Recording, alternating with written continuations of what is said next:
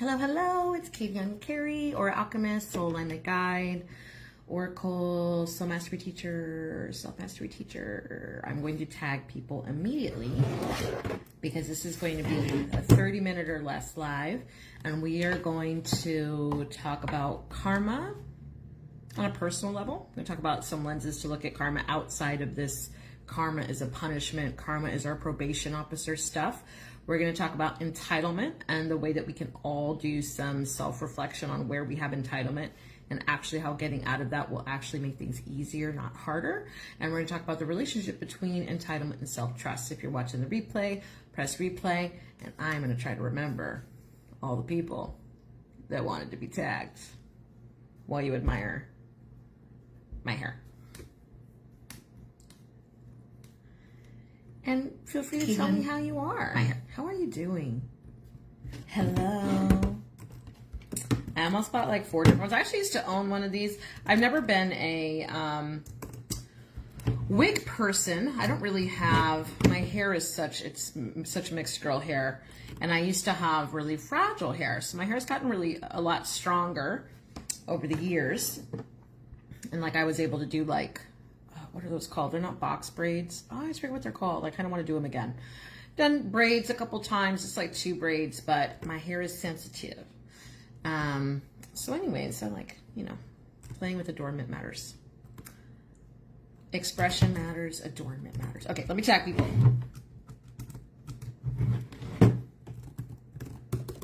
People who don't say hello probably hate puppies. Probably. If you don't stop and say hi, you probably support puppies crying on the street, unbathed. Probably. It's probably true. Probably.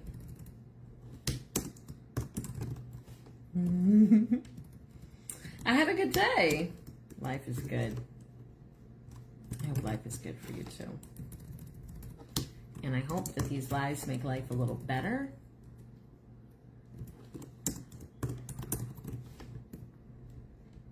I should just like have like a copy paste list, so then all I have to do is like come in and tag.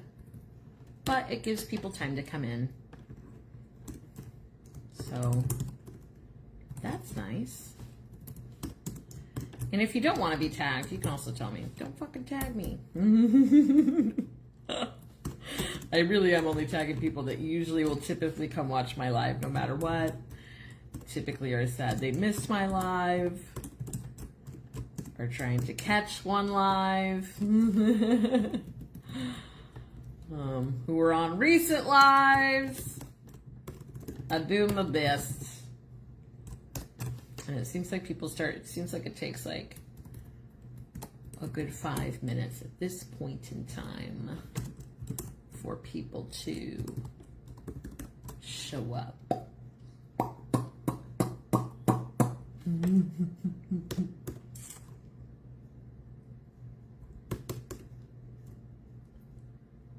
Some of y'all, there's so many names, and even, okay, here we go, I got it. I got it, guys! Nobody panic.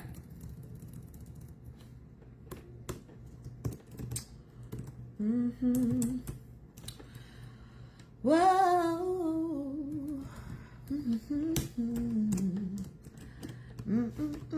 All right, we've got people. Cherise, yeah, I was gonna remember to tag you. Now I don't have to, because I see your little face. Okay. Entitlement, self-trust, karma. We're going to reframe some of these things in a way that will alleviate you and make you feel lighter and give you a sense of grace. Could you be a little more gracious? I have not met a client yet who could not use some more grace. Hey, girl, hey, Aya. I have not met a client. I have not met a person. I have not met a human who could not benefit from more grace. Not one. I haven't met one yet. I have not met or worked with some people, and y'all know I'm known as or maybe you don't know if you're new here, but I'm known as the uncomfortable truth teller. I do not lie.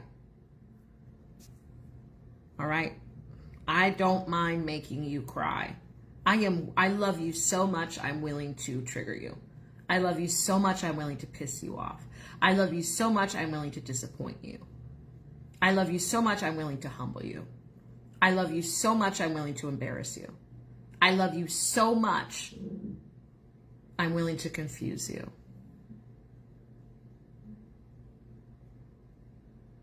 I love you so much, I'm willing to be misunderstood by you.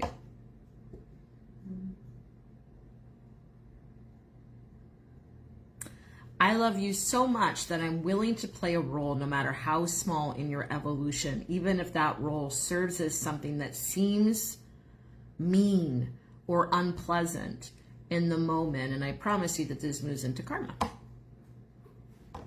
Moves into a couple things.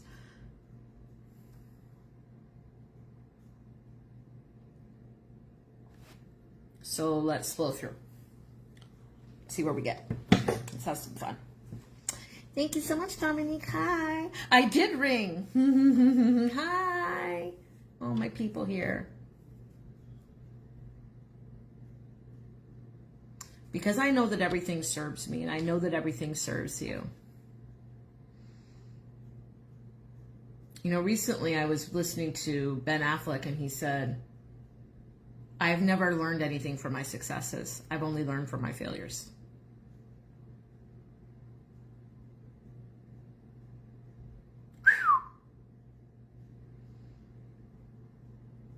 And he said it so plainly and so like kind of bored with my successes, but my failures, wow, they really taught me something.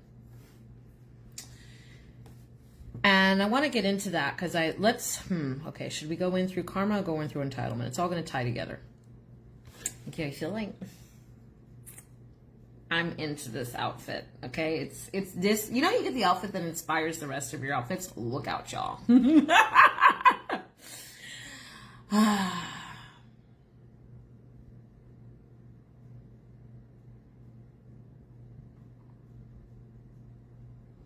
I think that in this current time, there is nothing that's causing more personal suffering than entitlement.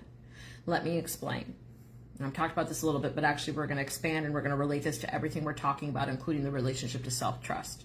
Because your entitlement is eroding your self-trust. It's eroding your relationship with your intuition, and it's dictating the stories you tell that are making you feel wrong, out of alignment, not good enough, not worthy. And they're telling stories of failure where there is none. And they're dismissing the valuable initiations and the character development that you need through these experiences that, yes, they're unexpected. You didn't come to be human to know everything and have no unexpected things happen. And mastery is not the avoidance of undesirable outcomes and undesirable experiences. And if mastery is not literally creating a life where you avoid the undesirable,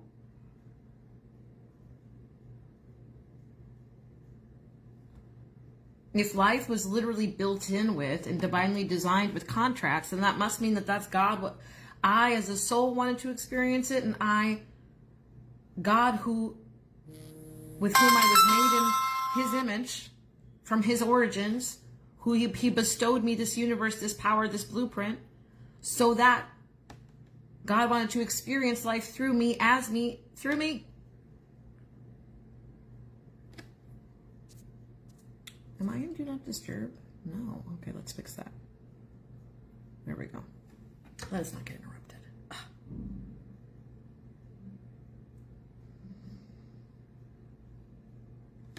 And what I'm seeing with entitlement, there's a couple different things. One thing is that people are living so deeply in their head that they're actually failing in their head more than they are taking action out loud. When you take action out loud, you actually learn something. But when you fail in your head, you actually lose something. When you fail out loud in the world, you actually learn something. But when you're constantly failing in your head, you are constantly losing something. And the reason why that's related to entitlement is what I have observed is because of people's sense of entitlement, what is happening is that because they feel entitled to success and entitled to the life that they want, what is actually happening is that the second things don't go their way and that they don't get what they want, and I'm speaking to you, let me be clear. The second things don't go the way that you expect it to, they don't happen as fast, they take more actions.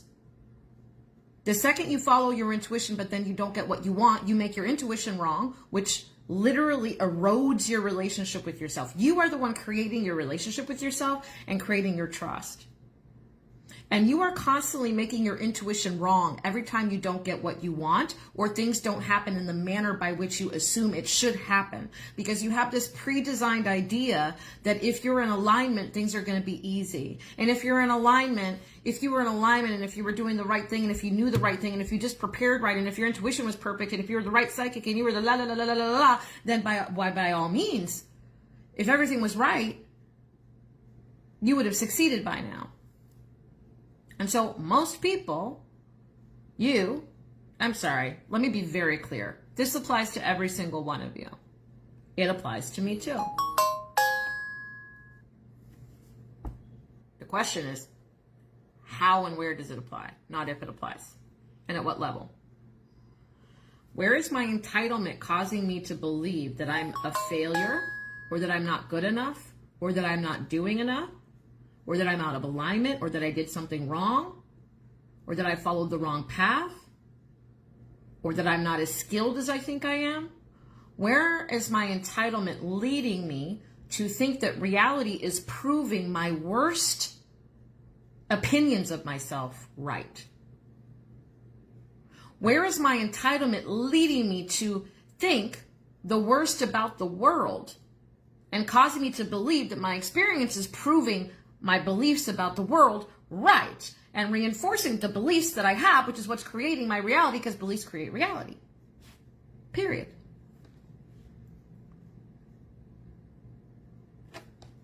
And so I say that, and notice when you hear the word entitlement, and by the way, there are things that I feel entitled to. Entitlement's only bad in a particular context, right?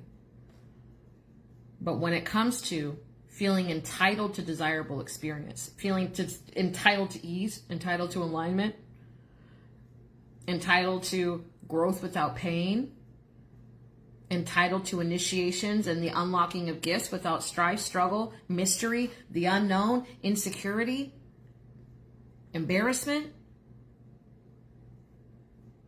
experimentation, being seen, vulnerability, exposure, honesty, transparency. And so it is the combination of living so deeply in our mind, and literally we're spending hormones failing in our head. Every time you're playing out your scenarios constantly as a form of preparation. But instead of that preparing you, it's literally draining your life force so that you have very little left by the time you take action. And so now you're blaming the action for how tired you are. But you are spending most of your life force in your head, failing before you even get started. You are spending most of your life force failing in your head before you even get started. And I don't care how successful you are. That is happening. And so yes, as successful as you may be so far, imagine how much more successful you could be if you learned how to spend more time executing than you did in preparation to fail before you did the thing you've never done before and you can't possibly prepare for. Imagine if you trusted God's timeline by being obedient, and obedience requires speed and trust. Trust is an action, not an idea. I trust God, but God doesn't know my life. God doesn't know my bills. God doesn't know how people are actually going to respond to me. God doesn't understand the consequence, so God's going to need to tell me how to do this differently. Subs, ladies pretending to be submissive. This is also what I'd call faux submission, or women with a strap on, telling men how to lead them. I really want you to lead. I wish you'd take more responsibility, but like only if it's right. and only the way that I like it. Here's a template on how to lead me. Here's a template on how to dominate me. No, honey. That makes you the dom.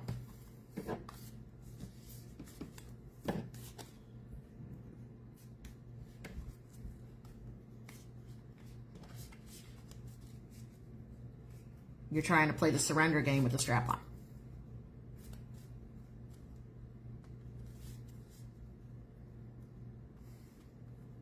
Yeah, God knows my heart, but nothing else. Yes. Yes.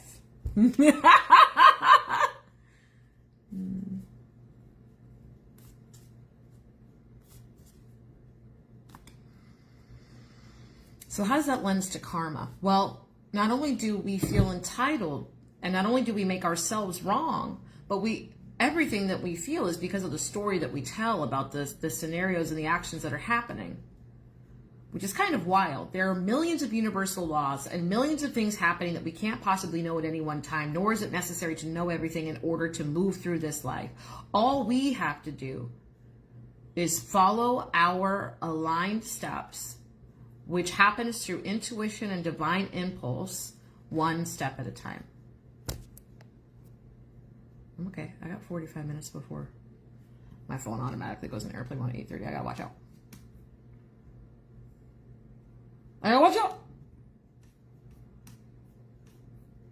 But my screen just went black. Can you guys still see me?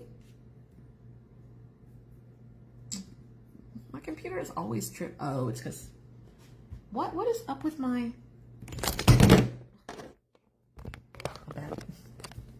I'm having cord issues and some of my cords just aren't charging well. Do I still look pretty, guys? Oh my God. Okay. Okay, so getting into karma. Getting into all of the stories that we tell. Okay. No, wait, this has to be... What's not plugged in? Hey! Huh? Hey! Huh? There we go. Okay. All right. As I was saying, God, everybody calm down.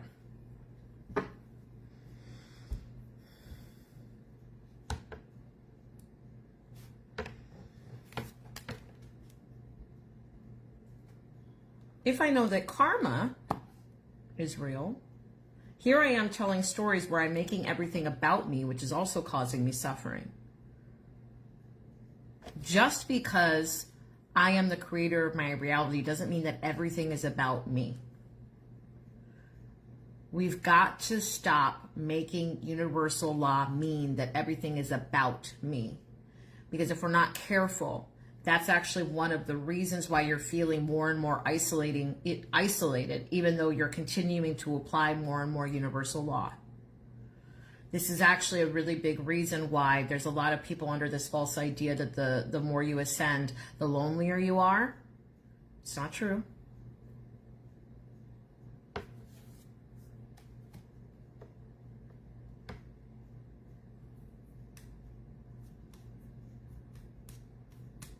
This is important to understand, and we're going to be drilling it.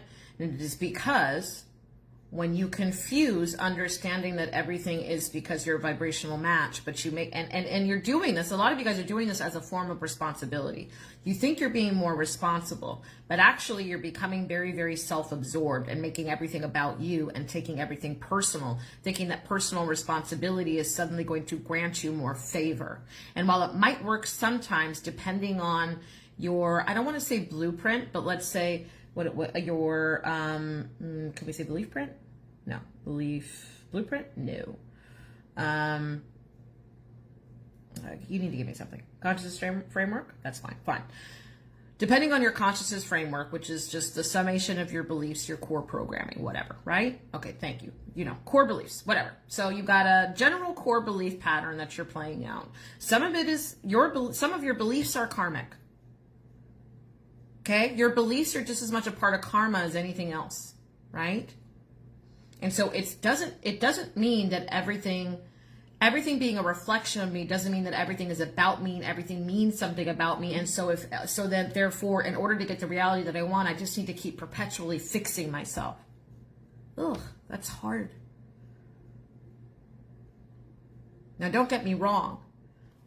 The reason why a lot of us took that on is because a lot of us in this world were born with a lot of entitlement in the form of victimhood consciousness, because victim consciousness is full of entitlement. Victim consciousness is full of entitlement.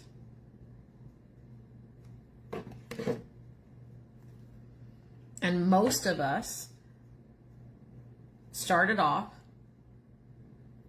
we'll even call this, we've been trying to work on like levels of consciousness. So this is, I'm kind of sharing like an unformulated process for you to know what level you're at. Like we're in the middle of kind of refining this, or at least Katie is. And so at first, you are going to get a lot of success taking a lot of personal responsibility, because you've taken no responsibility because you were taught to believe that everything was out of your control, right? So it was imprinted in you that you had no power. And so when you're awakening, because by the way, your spiritual awakening was not about awakening to the world, it was awakening to your own consciousness, which is being reflected through you and into your world. So yes, your world does represent your consciousness, but not because everything is about you. And it sounds good. It's very deceptive. It's very seductive to think that as long as I make everything my fault and everything my responsibility, everything will be great. It sounds noble.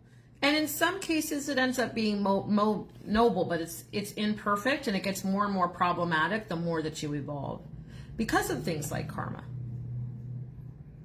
Why does karma matter? Because it doesn't matter how much of a good girl or a good boy or a responsible person you are. You are sharing karma. You inherited the karma of your bloodline, which is why you don't need to hold somebody responsible out here. Everybody's living under universal law. There's nothing that you need to do. Just keep living your life.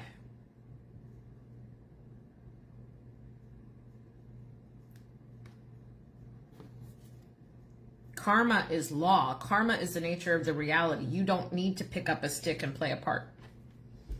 That doesn't mean you have to be a pacifist and lay down. That doesn't mean if somebody's coming at you with a knife, you go, oh, well, karma will take care of you. I'll be just fine. Right? Context matters.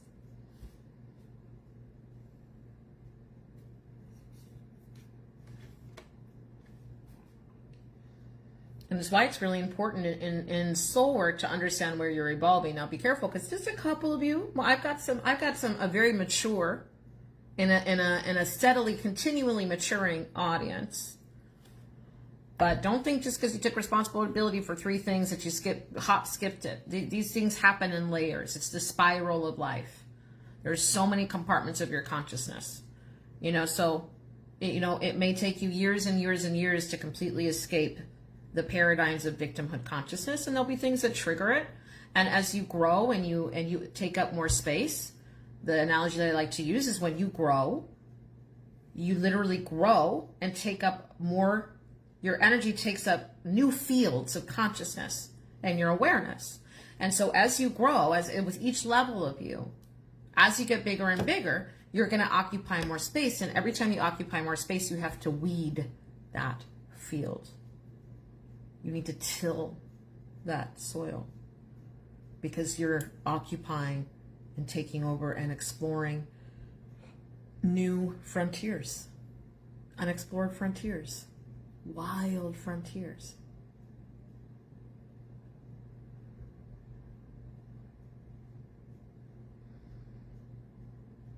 Karma is about paying debt. And we're going to relate this to service as well. And we're going to relate this to the argument that that's why being of service is always a good idea. It's why it's a good idea to meet even trials with a happy heart. Because paying a debt is a happy thing. And when you pay a debt, you don't just balance your bloodline. You don't just bring balance and harmony to your life, even when it's uncomfortable in that moment. But because you are a piece of the collective consciousness, you play a piece to calibrating and recalibrating the balance in the world.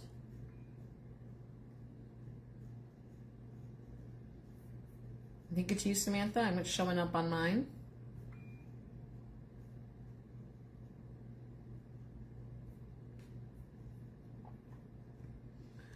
So you are sharing karma with parallel lifetimes. You are sharing karma with past actions. You are sharing karma with your bloodline. You are sharing karma with your soul family. You have like a soul tribe as well. There's sects, there's hierarchies. Not important to go deeper into that. And this was designed, and you wanted it, and you wanted to be here. Stop projecting victimhood into your soul and onto God. The God mind knows there is no victims.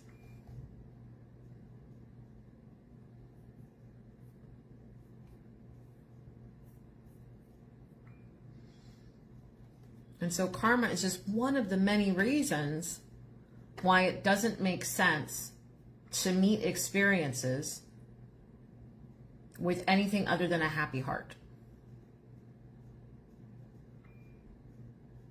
It's also why, just for efficiency's sake, just for pure selfishness, just for the pure motive of your life being better, it's a good idea to be a man or woman of service and serve with a happy heart as much as possible to clear your karmic debt and participate in the law of reciprocity and participate in bringing balance to the world. We said service, not martyrdom, not sacrifice, not buying your friend a bottle of alcohol. Service. So it's literally just playing life smarter to have a happy heart and a heart of service, so that you can always be almost like a form of energy hygiene. Not only does it keep you from becoming a selfish, self-involved person, because here's what else. Depression isn't happening in countries that have to worry about their survival. And I talked about this with my students the other week, and it kicked their ass. I'm going to give a mini lesson. We went deep in there. Depression is a privilege.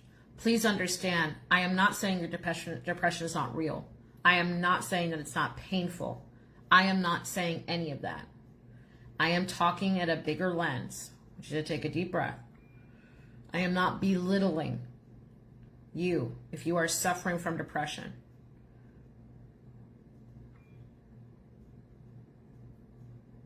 I am simply putting things in perspective, that even our depression is a privilege.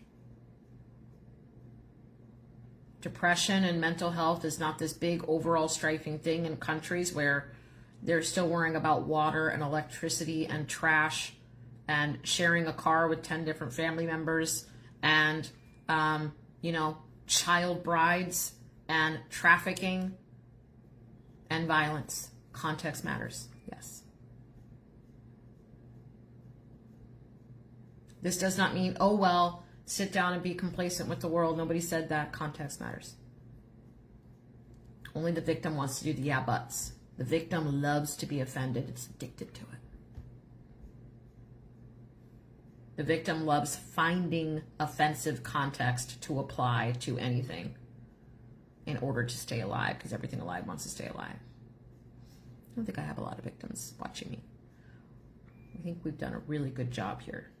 I have noticed that I have a lot of very empowered people in my space. And we all have our compartments and our blind spots. Levels, layers.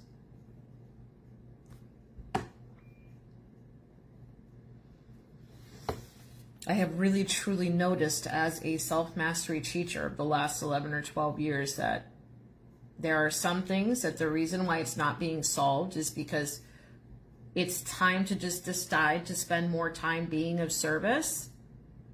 Because if you have time to hate yourself and you have time to doubt yourself, you have time to help somebody else. If you have time to hate yourself and you have time to doubt yourself, you have time to get out of your head and help somebody else.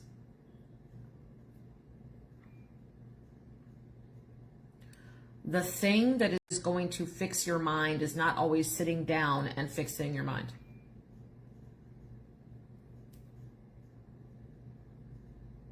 Go get into a new frequency, have a new experience, touch new souls, and change your karma.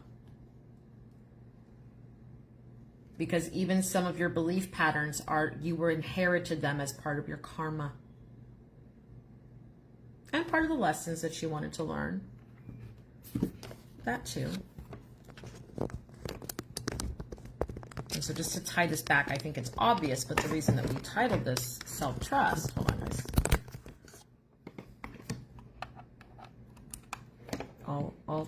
I'll figure out my charging issues next time. I swear I'm gonna figure it out. Maybe. Okay.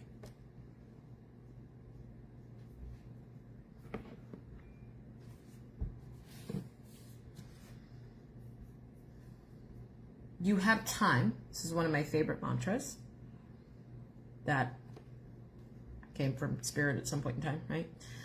Or rather an epiphany, which is that I have time. I just do not have time to waste. So I no longer tell the story that I do not have time.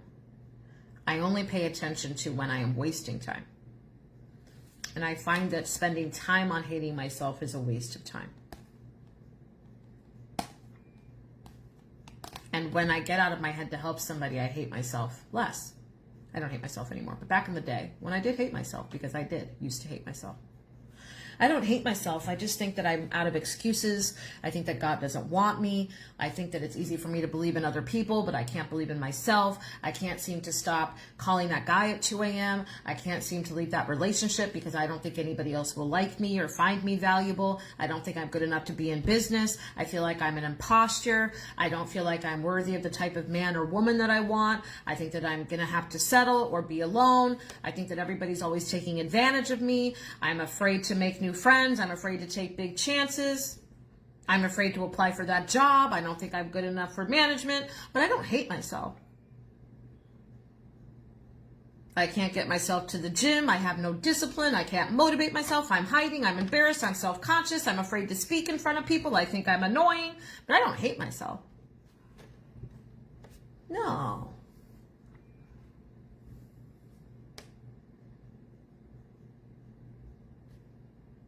I'm always telling myself I'm going to fail. I'm always putting other people first. I'm not loyal to my own word. I put other people's judgments above my purpose and desires, but I don't hate myself. I trust me. Don't worry. You know, one step at a time. I'm processing. Life is good. You know, just initiations. You know, life is so crazy. Just going through another initiation, am I right? Initiations are so crazy. Oh my God, being human. But I don't hate myself.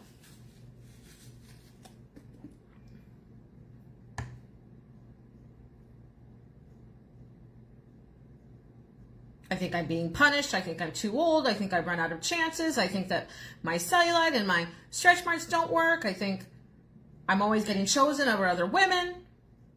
I think I'm a woman that's good enough to play with, but not good enough to be committed to. I'm a man that's good enough to be used and be somebody's savior and be somebody's simp, but nobody will ever, you know, no woman will ever respect me and you know, admonish me and devote me. I'm only as good as my money, but I don't hate myself. No, you misunderstand. I totally love me.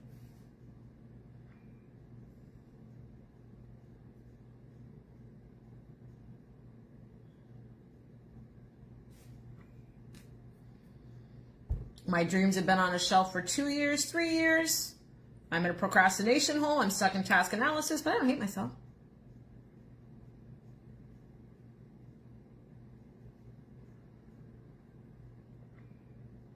I'm not saying that all of this inner dialogue automatically hates yourself, but it certainly does challenge the story about how much you love and value yourself, because value is an action and love is an action. And it's a choice.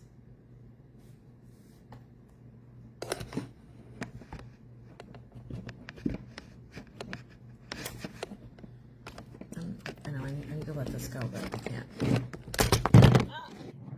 Sorry. Sorry, guys. I couldn't let it go. Okay, I've let it go.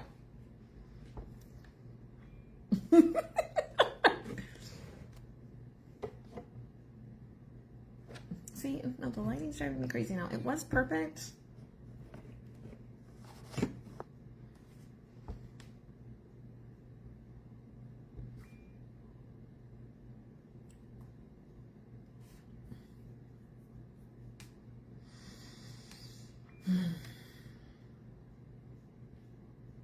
All of these things are eroding on your self-trust.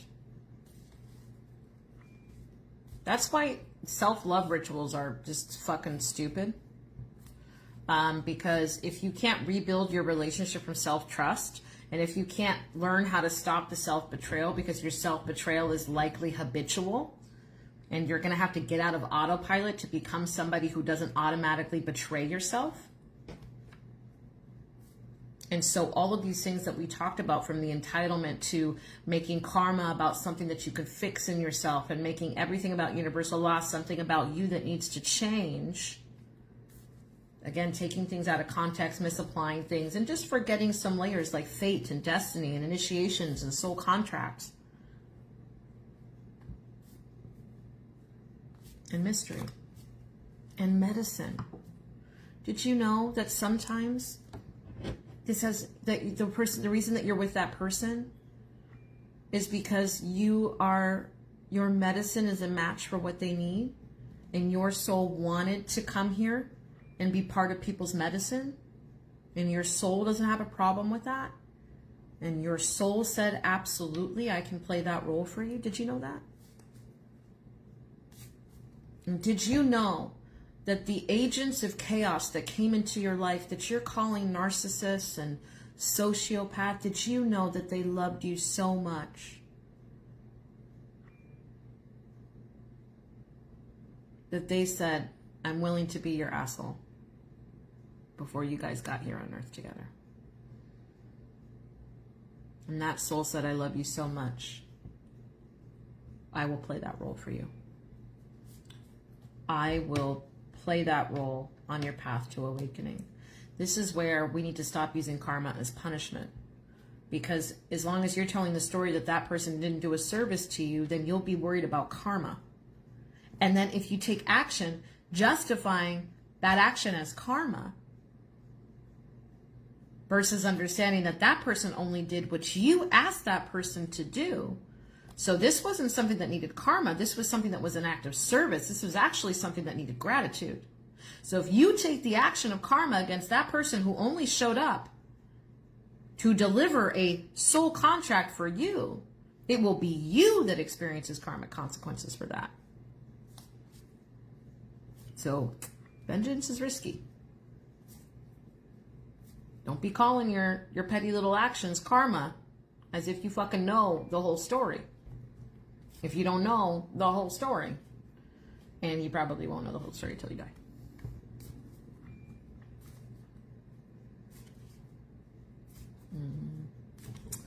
You know, isn't it great that there's a song that we all sing in our head?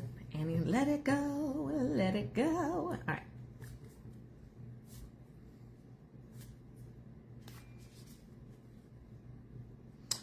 I would literally not be if where I was today, I would not know unconditional love. I would not have become a woman, a soft woman, without the man who was a self-prescribed. He confessed to me that he was worried. While he didn't use the word, he described it very clearly, and he was worried that he might be a sociopath. And his father went to jail for murder and was a sociopath in jail with like multiple wives and shit. And if it wasn't for him stalking me and robbing me and all of the mental warfare that he put me through, I mean, he literally ushered me through my spiritual awakening. And not only do I not have any ill will for him, but at one point in time, wow, should I tell this story? Yeah. I was attacked by a man at work. And this was after my third DUI. Story time. This was after my third DUI. I'd been selling coke for 5 years as my main income. And I'd been trying to get out of it. By this point, I was actually studying things 2 to 10 hours a day. So I really was going 4 steps forward and 2 steps back, but I was so entrenched in the lifestyle that I was in. You know, I was an enabler. I was a doormat. I was constant, my whole life, constant panic attacks and OCD and night terrors and terrible, unhealthy relationships and drugs and partying and,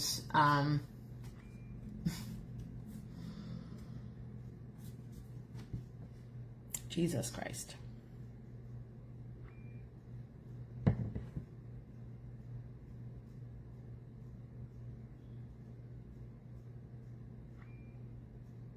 Trying to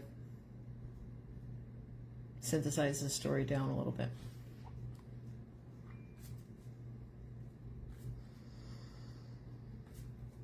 My dad died, and that was my wake-up call. So I've been trying to get out of this relationship. I came face to face with the way I was lacking integrity around God.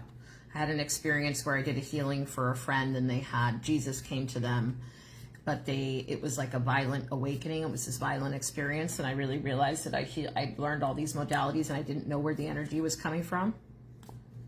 And so I needed to stop everything and make sure that I knew what energies I was actually serving with all these certifications and techniques that I was learning, and really needed to take a higher level of responsibility for what I was doing as a facilitator. Scared the fuck out of me.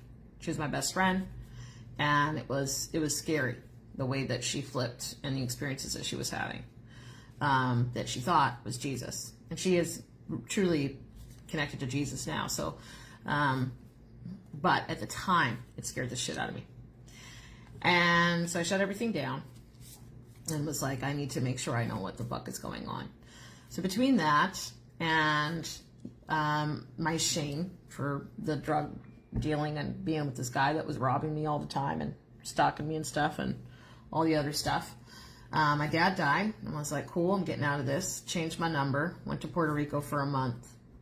Long story short, moved back in with my mom, shut everything down. I stopped doing tarot. I stopped meditating. I stopped doing energy healing. I stopped doing brain heart coherence, mindfulness.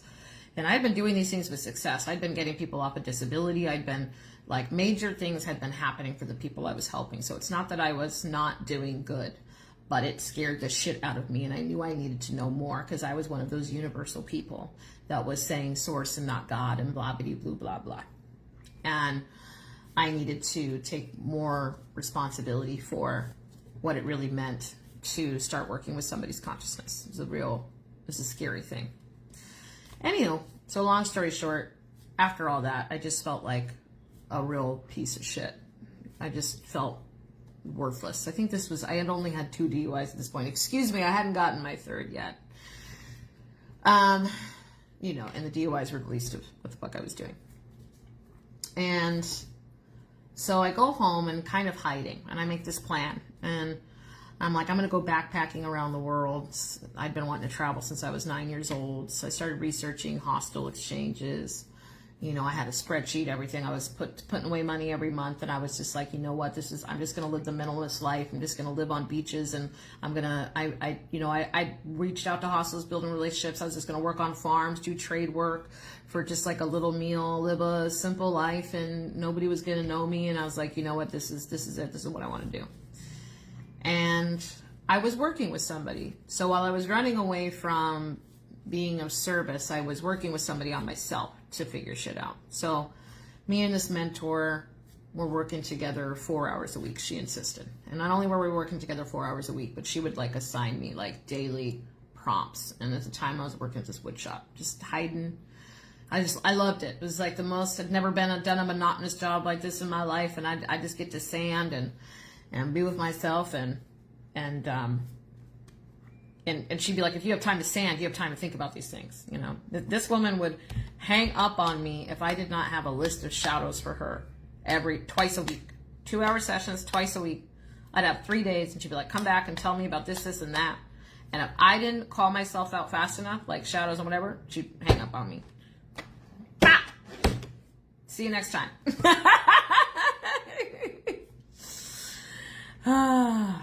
And anyways, so I'm working with her intensely. I'm going to run away. Magically, the spreadsheet keeps disappearing. Anyway, so I'm at the wood shop. I'm hiding, and Spirit tells me it's time to stop hiding. It's like I'm ready to step out. Stopped working with this lady by that point.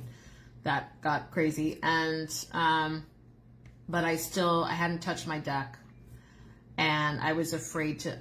I felt I was afraid of myself. I thought I was untouchable, unsavable, unusable, unpurposeful.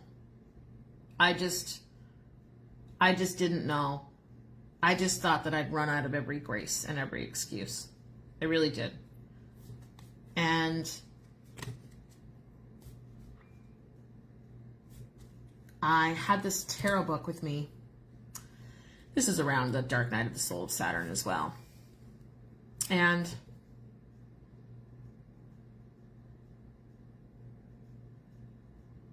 the last thing that mentor, who I know did this on purpose to as an initiation for me, I know this with certainty that she did this for me. And she said that I was never going to get out of the hole I was in, that I was a useless game player, and that God would never be able to use me again. After working with her for 4 hours a week, that was the last thing she said to me. Click. Disappeared. After 8 months, working together 4 hours a week. Intense. And if she hadn't left me in that hole so that I could decide that I was usable, I wouldn't.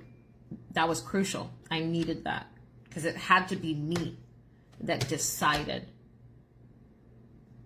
that I was eligible, that I was usable.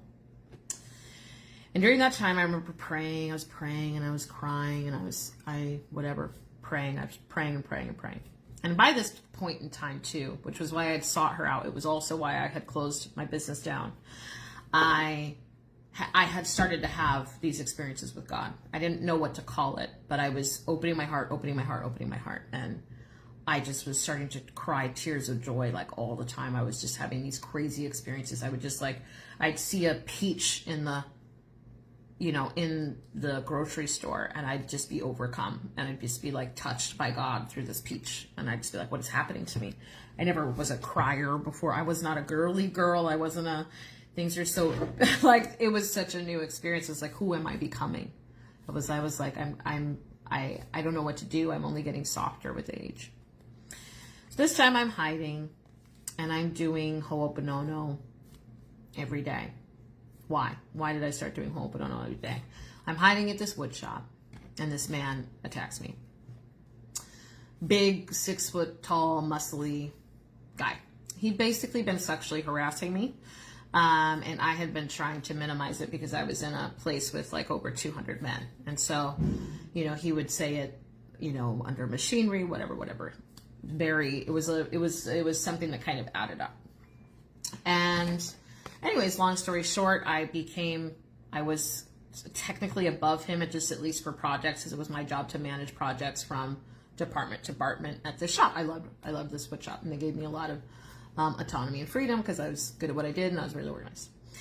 And anywho, he followed me into another department. He puffed his chest like he was absolutely about to attack me, punch me, you name it. If it wasn't for another guy getting between me, whatever.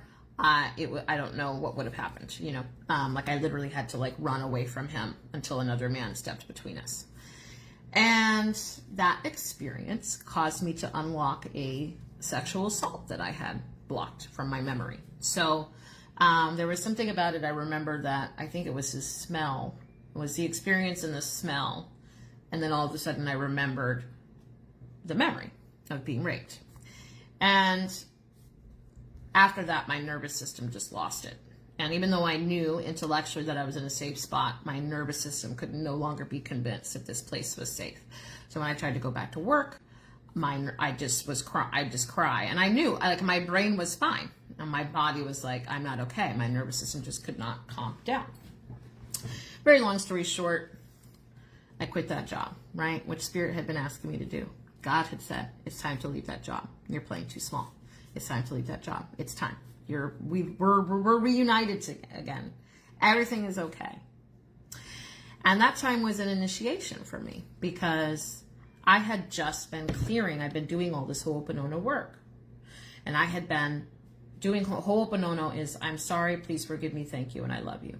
I was doing this work deeply. I was doing it into my food. When I was cooking for my mom every day, I was praying into the food. I would pace our house, and I would do magic, and I would do tattoo magic on the walls, and I would do Ho'oponopono on the walls. I would do Ho'oponoponos in the instairs and upstairs. Every week when I cleaned the house, I would do Ho'oponopono in the water, and then I would spray the water, and the water that I would mop on the floor, I'm sorry, please forgive me, thank you, and I love you.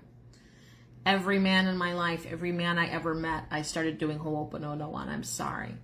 Please forgive me. Thank you. And I love you. And I pray. I really believe with Ho'oponopono that it's important that you actually write out the whole prayer and then you carry it out. So, who do you love? Who are you speaking to? Then you keep that image in your mind. And I treated it like a mantra practice. And I would do it 108 times whenever I would do it.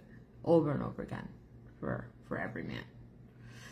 So I was doing that at the time that assault happened. And I knew that I was at crossroads because everybody wanted me to sue this man, sue this company, take action. I had all the rights. The company did everything wrong. And they tried to get me written up. I was able to rescind every write-up because, like, who are you trying to mess with right now? With this mouth? Good luck. So everything that they tried to throw at me didn't work, but work had become basically kind of like rape culture. She was asking for it, rumors, lies, even people that witnessed it. The guy that did witness it even told me, he was like, I told people what happened. I told them I was there. I'm so sorry. I don't know why nobody will believe me. I'm so sorry. They didn't fire the guy, blah, blah, blah. And I had so many invitations I knew that this was me making the decision. I could step into the new world where men are safe and men are good and men are trustworthy. And I'm going to forgive them and I'm going to seek forgiveness. Or I could go backwards. I knew I knew, even though I didn't have the language for it like I do now, all of that, I knew that I was at the precipice of a whole new universe. And if I decided to make that matter, if I decided to make him pay, if I decided to hold him accountable, and I knew I needed help, right? Because the rape had been triggered. So I was like, I needed support. And every woman's space at that time was only offering me validation. They wanted to validate my victimhood and help to harness my rage and make it sacred towards men as a form of healing. But that was all that was around me.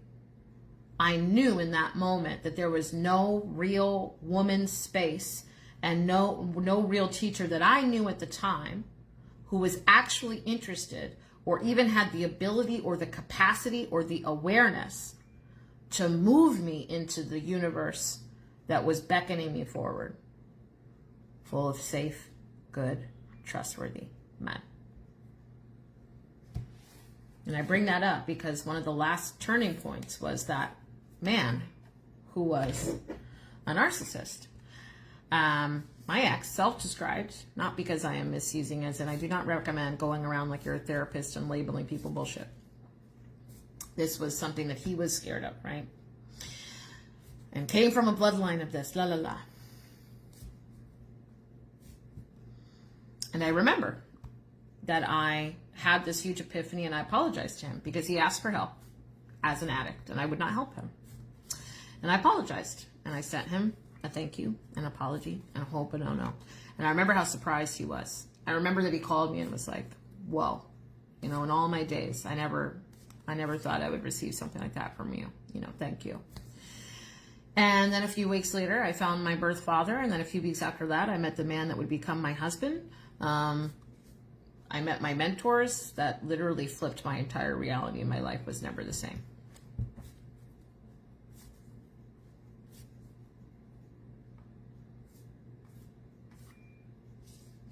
I didn't need karma. I needed to thank him. All of that, moving all that story that they just asked me to tell you, all the way back to the story about karma. This had nothing to do with karma. It had to do with service. He served me. And the apologizing to him was just as much a part of me cleaning that slate, or I couldn't have met the reward of moving into that new reality. You may be incurring karma with your unforgiveness, because the person that you are refusing to forgive is somebody that you summoned to play an important role for your evolution and awakening.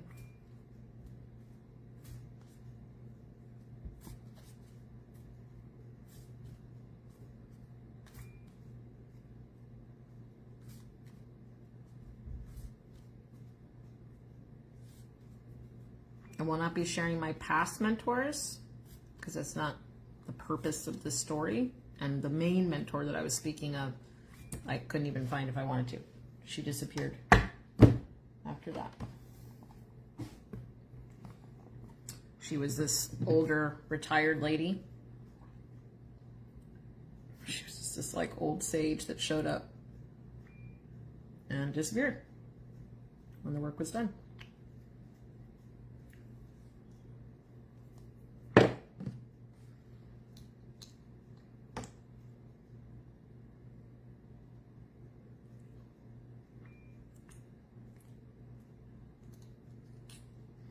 It's interesting, the word entitlement, because I can whatever. What am I? As the Aura Alchemist, I can see brains, beliefs. I can hear beliefs. I can hear feelings.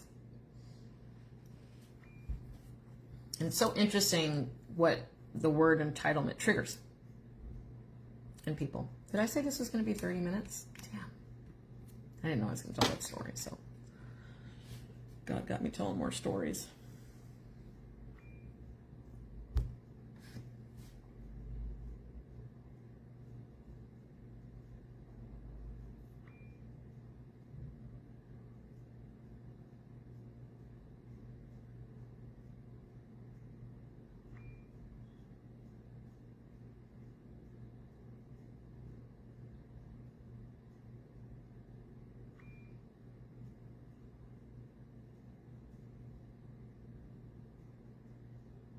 Tears are sacred.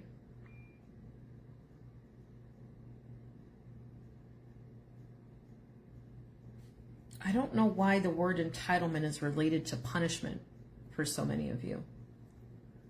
I see the connection. I see that it's a common connection, but I don't know why. I don't see the pattern around it yet.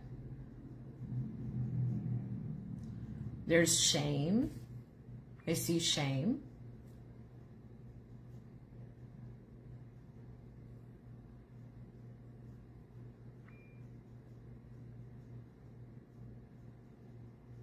There is definitely a confusion that not being entitled to something means that you're not worthy of anything and that you're not going to get into heaven. And a lot of your inner children weren't taught that, but you learned that. Pay attention. This is a very powerful differentiation that's important to understand. Just because your inner child learned something doesn't mean they were taught something. Teaching something is, this teaching something is me handing this to you and saying, this is a lipstick. And if you wear it, you're going to get cancer. That's somebody teaching you something when you're a kid. What you learn, and then as a kid, you might learn that lipstick is dangerous. But nobody said to you, all lipstick is dangerous. Right? But if I said, this lipstick is going to cause you cancer, that's me teaching you that. And then whatever other things that you learn from there are just things that you learn from the experience because of whichever reasons that your consciousness interpreted it. That doesn't necessarily, because it's not about, some things are not about responsibility or no responsibility or blame. Like, learn to step out of the either or completely. I'm not even going to participate in the idea that somebody is a villain or a savior. I'm not even going to participate on one side whether somebody was right or wrong. I'm not even going to enter into the idea.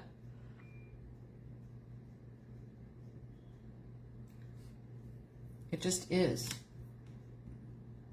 Some things just are.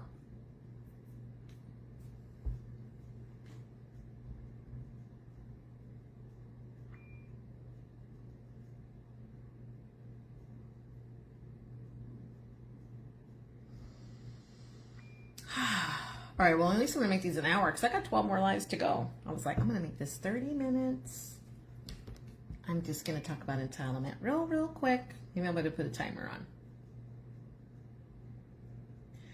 on. If you have any suggestions, feedback, follow-up questions, requests for topics, hell, there's a post that you had questions on a long time ago because I know a lot of y'all got a file of screenshots of my posts because you tell me so. And because y'all are the ones bumping my posts half the time.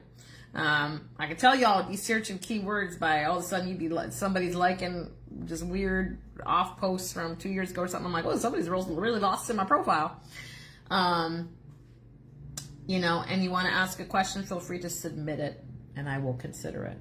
If you would like to submit something for consideration for my next live, because I think we're doing at least 13 more. That doesn't mean I'm going to not do lives after that, but in terms of every day. I bless those that play a part in my evolution, not curse them.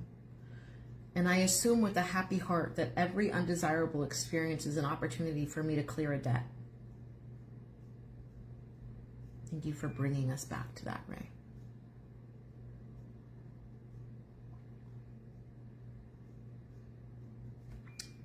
Notice how often your inner child shows up and receives everything as a form of shame, punishment, and lacking worth.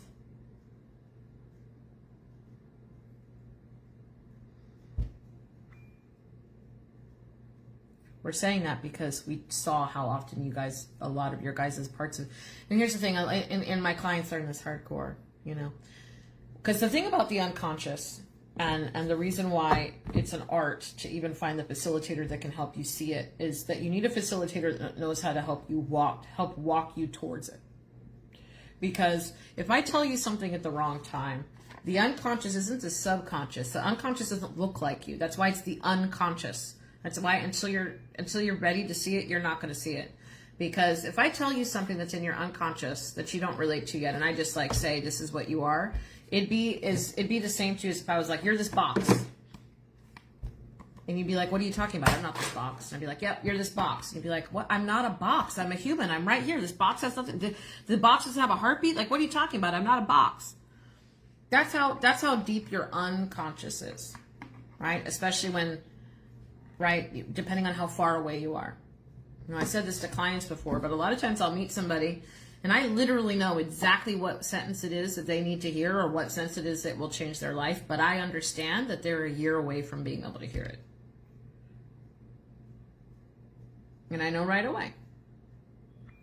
And my work is to get them into that place where they can grok those two words all the way down to their being and let it change and propel their life. That doesn't mean their life isn't going to change until it happens. I'm about to rock their fucking world from the moment we start working together.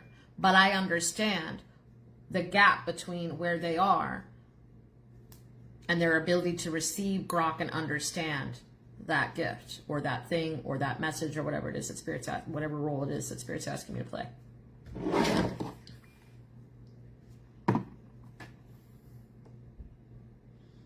And so at the wrong time, and on this, some of you guys are readers, and you need to understand that, because just because if you are a psychic, just because you can see something,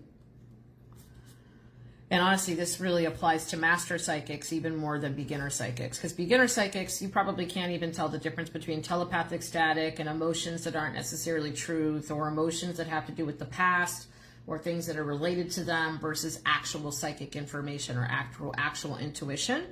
Because we like to differentiate, in terms of like to get technical, we like to differentiate everybody's psychic. Everybody has a psychic connection versus intuition. We like to differentiate those two things because you receive way more than just intuition through your psychic abilities, and it's not automatically accurate. Those channels have to be regularly cleaned and maintained in addition to them being received through your, if I keep talking about this, we're going to be online for another 30 minutes, what I call your psychic filter. Everybody has a psychic filter, and the psychic filter is what you receive God through. It's how you receive reality. So when you're receiving intuition, it still comes through your psychic filter, comes through your human lens, right? In order to be densified. And so, tell me. Who said you're one of the ones that only got 4 words, huh?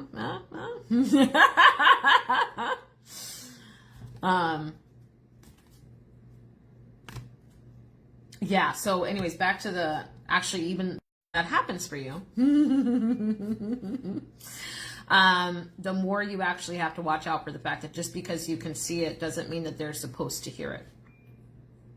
That's not the same as knowing when to say it to somebody and how they need to receive it and who they need to be to receive the thing that you can see.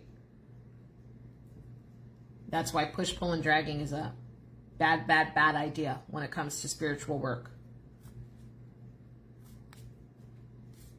You're just going to hurt yourself and frustrate yourself, and then you're going to judge that other person, and then you're going to resent that other person and be like, I did all of this for you, and you're just over there on your own. Yeah. Because with this type of work, it's not my business what you do. When it comes to the channeling, right? Now, if you're doing multiple things, if you're a guide, if you're an initiator, of course you have a right to make boundaries and demand respect as a teacher-student, and you get to make that structure, and that looks a particular way when it comes to that type of spiritual relationship. And different traditions have different ways, whatever you agree on in your contract. But in terms of the actual role that you're playing in their soul evolution, you've got to let go of the push, pull, and drag, because that's going to lead to you resenting them. But when you're playing a part of somebody's soul revolution, maybe it is in their destiny that they need to hear that thing 40 times, and maybe your role is number 22. Maybe your role is number 22 to 39. Could you handle that? Are you okay with that? Can you handle knowing that in order to be of service means that you might be the one that tells that person that thing, or helps them with that thing, or teaches them that thing, or whatever? And you're the person that plays that role 22, 23, 24, 25, 26, 27, 28, 29, 30, 31, 32, 33, 34, 35 times? And they're going to get it 36? After they say, fuck you, and move on to the next guy, teacher, psychic, whatever? Can you be okay with that?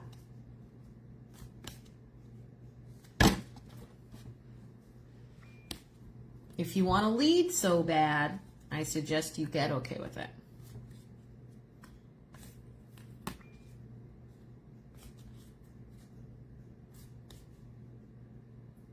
I love you, but so many of you guys want all the glory and none of the burden.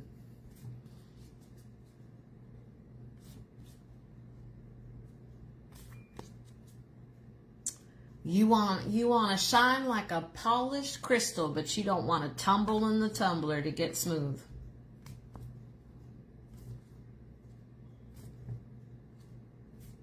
Okay, I'm leaving. I'm gone, guys. The blessing and the curse of a teacher and a channel. I don't know where that thing went, but I'll go find it. Okay, this was fun. This ponytail's fun. We're going to be rocking this. I need to buy some more. I'm into it. I almost bought this really, really long one, and I was like, let me start with this. But this is pretty lightweight, and my neck is doing better. The only reason I didn't buy the other ones I wanted was because I was like, let me see how my neck does. But my neck is better, baby. We back. We lift on weights. We wearing halters. We good. Okay. Sharing is caring. Thank you so much for being present and hanging out. It means a lot to me that some of you guys have watched hours of my lives. The fact that you would find them valuable and want to come spend your time with me is not something that I take for granted. I do not minimize this. I appreciate your shares. I'm going to be making a huge announcement for open enrollment. So just so you know, the Clear Your Fear membership, if you would like to participate in monthly energy clearings, we'll be clearing stagnation, which helps to clear leftover stagnations from karma if you're ending cycles. Speaking of karma, speaking of energy systems, speaking of anxiety, speaking of clearing thought static, if that is some regular maintenance that you would like to enjoy, please reach out. I'll send you the link. I'm actually going to do 2 healings this month just while people are getting signed up. After that, we'll be just doing the healing once every full moon, right after the full moon to be specific. Waning is a good time for cleansing.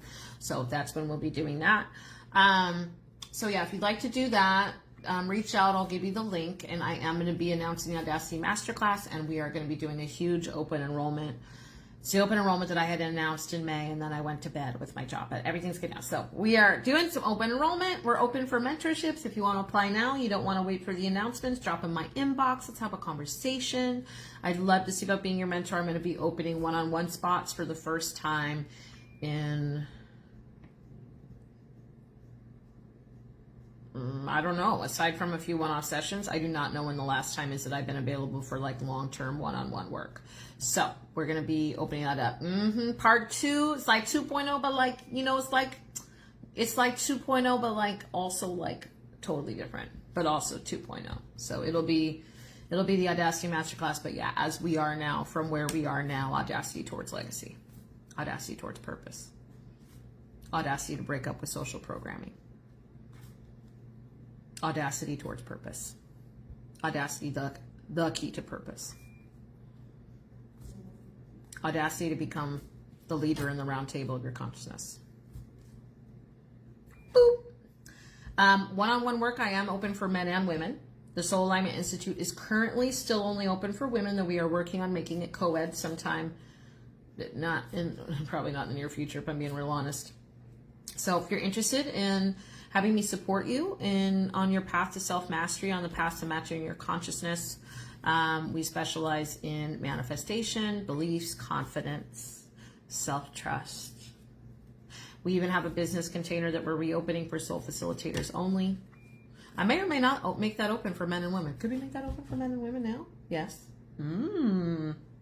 Probably mostly women, though. I don't think I have a lot of men in business in my sphere. I have other men interested in other things, but I don't think in business. Anyway, whatever. Reach out. Send me a message. What do you want? Message me. I'd love to hear from you. Okay. Bye.